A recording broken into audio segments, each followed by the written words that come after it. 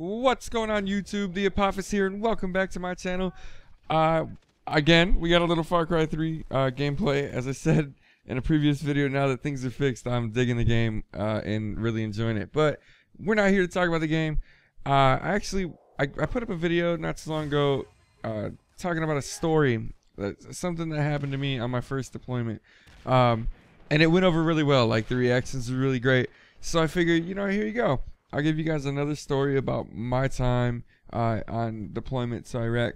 Now, let's keep in mind, before we really get into this story, you guys are really going to start to think that I'm some horrible person based on these stories. But keep in mind, these are very isolated incidents, and that this isn't what happened on a daily basis.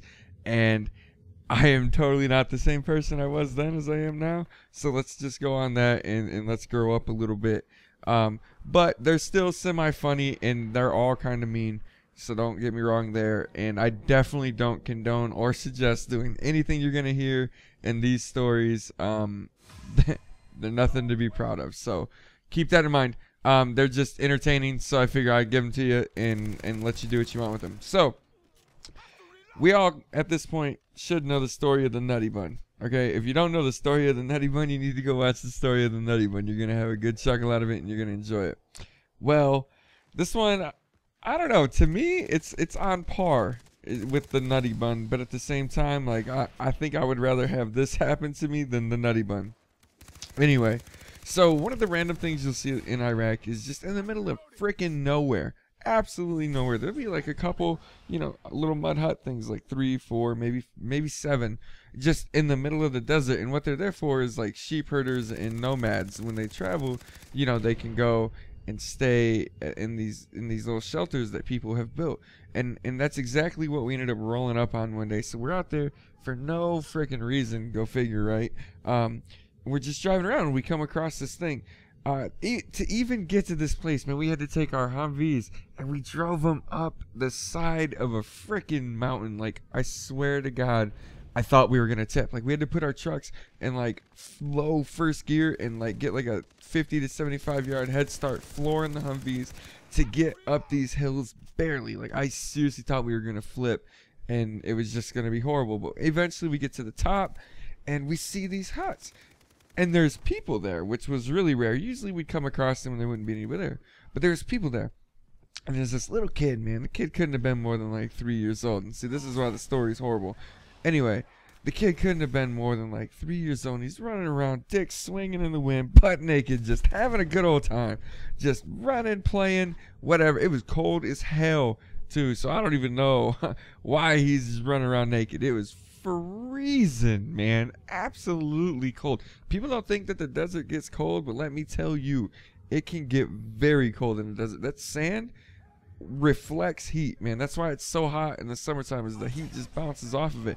But what that translates to is in the wintertime, you know, it doesn't hold heat either, so things are incredibly cold. So we get up there, and one of the things that used to bug us, man, and I know like they didn't mean anything wrong or negative about it, but what would always bug us is everywhere we went, it'd be like, oh, give me this, give me that, give me this, give me that. Like, they wanted what we had, and I guess rightfully so, because when you don't have anything and you see people with stuff, you're gonna ask for it. But it got annoying to us, and maybe we were just being narrow-minded at the time, and that's probably really what it was. But anyway, so like, oh, give me this, give me that. And we had a big problem with the kids. We'd just throw rocks at our trucks on the way when we were like on patrol driving around, even though we were peaceful and we were doing a lot of good things for the couple little towns that we were in charge of overwatching. We did quite a few good things to help them out. Like, made sure that they had jobs. We made sure that they were able to have water. We made sure they had food. We got them electricity, things like that. So we would, you know, do all these good things. But the kids thought it was the funniest shit in the world to throw rocks at our trucks because they knew we couldn't do anything about it. So what we used to do is we just tattle on them to their parents, and their parents would handle it. And I don't know what you know about that culture, but there ain't no such thing as child abuse, so we'll just leave it at that. Anyway, back to the real story at hand.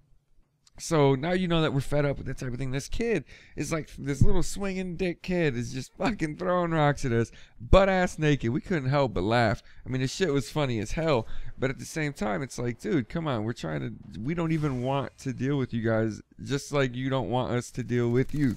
We're just trying to get here so we can say we were here and fucking go home, because all we want to do is go home. And all you want us to do is go home. So we're on the same page. But this kid is throwing rocks. So we're like, shit, now I gotta stop and talk to these people. So we talked to these people, and they're like, oh, we're just trying to find out where they were. And they were like sheep herders and nomads and stuff like that. It was actually kind of cool to hear their story, but that's neither here nor there. Really nice people, believe it or not. Anyway, this kid just kept coming up to my door. I was a driver. And this kid just kept coming up to my door and trying to open it. And, like, obviously I know this naked ass kid means no harm, right? Like, what is he gonna hide? Is he gonna fucking stash an AK up his ass? Probably not, because the gun's 7 times his size. Anyway, he was asking me for shit. Mister, can I have this? Mister, can I have that? Well, being the nice asshole that I am, I gave him a bottle. A water bottle. There was not water in this water bottle. Kids, do not emulate me. Do not try to be like me. Let me just make that clear. I chew tobacco, so don't take it up. Trust me, if there's one thing I could change about my life, it's the fact that I chew tobacco. I would quit it if I could, and I've tried, but that's a story for another day. Anyway, so I chew tobacco. Well, when you don't got anywhere to spit, guess where you're gonna spit? You grab a bottle, you spit in the bottle. So I had been spitting in this bottle for like an hour, and I had taken the lump of tobacco, otherwise known as a dip, out of my lip, and I threw it in the bottle, right? Well, because I'm not going to throw it in my truck. I got to keep my truck clean. As like my, place in my office, right? You don't want to throw that shit on the floor of your office, so why would I do it to my truck? Anyway, so I threw it in the dip spit bottle, right? And where I was dipping. And then it got to the point where I needed to take a piss. Well, I'm not going to piss in my trunk and I'm not going to piss in my pants. So I pissed in the bottle, combined with the dip spit, like no biggie. Like I wasn't going to use a fresh bottle because I was probably going to spit in one of the fresh bottles later on, right? So I combined them. And basically this kid's bugging me, mister, let me have this, let me have this, let me have this. And I'm like, shit, just leave me the fuck alone. Like, get away from my door. So I was like, fuck, like, what do we have to give him? Well, I'll give him this piss dip spit bottle. So sure shit, I give this kid this bottle, and he wastes zero time. He cracks the lid and chugs the fuck out of this bottle. It's probably the nastiest shit that I've ever seen. It spits it out immediately. Like, you know how like I don't know, you just drink something that's off, and you see it in the movies all the time, where like someone makes you laugh with liquid in your mouth, and you spray it like just, oh my god, like a hose. You just spray it all like you're putting out a fire.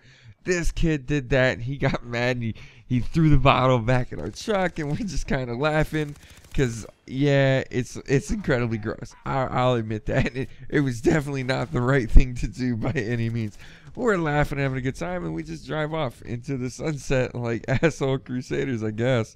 And luckily, nothing came of it. But anyway, it was a long journey home. I just want to say that driving down that side of the fucking mountain was just as scary as going up that shit. It was like we were probably 100 feet up easily going up this hill, and it was a very, very steep incline. Anyway, so that's the story, I guess. It's definitely not anything that I would I'd tell, to your friends, or I wouldn't try to do it to your friends. You know what I'm saying? Obviously, I would tell the story I just did, but I wouldn't run around and piss in a bottle and give it to your friends. You know what I'm saying? And like, in all honesty, I wouldn't run around piss in a bottle and give it to your enemies. So just don't. I thought this was weird as shit. I don't know what caused that. I called in some kind of like weird poison gas thing, but I don't think that I'm the cause for making that dude look like a fucking shadow running around like he's possessed. But I could be. Who knows? I don't know. As I said, I haven't got the chance to play this game very much due to all the issues with it. So anyway, there's another story about me on deployment. If this one gets good feedback like the other one did, I'll be more than happy to kick you guys another story. I promise not all of my stories are questionable. As I said, there was a lot of good things we did. So if leave me in the comments below what kind of story do you want to hear. Do you want to hear more ruthless, messed up things like this? Do you want to hear a feel-good story? Leave me a question. Ask me a question about deployment, and I will answer it in a video for you. And we can start. Let's make that a new thing. We're gonna do a video once a week, and it'll be your answers to your questions about my time on deployment in Iraq. I mean, I spent a total of like 13 months there over the course of 2 different deployments. So go ahead and leave me a comment in the comments what you would like to what you would like to be answered about that type of situation, and I'll do my best to answer it as honest as I can. I'm not gonna sugarcoat things, but at the same time, like, there's things that probably should not go on YouTube. Like, this is bad enough. Anyway, guys, thanks for stopping by. Alright, if you like what you heard or saw, do me a huge favor, click the like button. If you want more of what you heard or saw, do me an even bigger favor, click the big yellow subscribe button that's in front of you right now. I promise you it's free. I'll never charge you. It'll always be that way. 2 videos on the screen you might have missed. The one on the left is a previously uploaded video, the one that I did right before this, and the one on the right is going to take you to a random story. I'll give you a hint. If you haven't heard the Nutty Bun story, that one on the right will probably take you there. Hint, hint, wink, wink. Anyway, as always, follow me on Twitter to find out what I'm playing, what I'm working on, and how to network with me on YouTube. Thanks a lot for stopping by, guys. Appreciate your views, and we'll see you next time.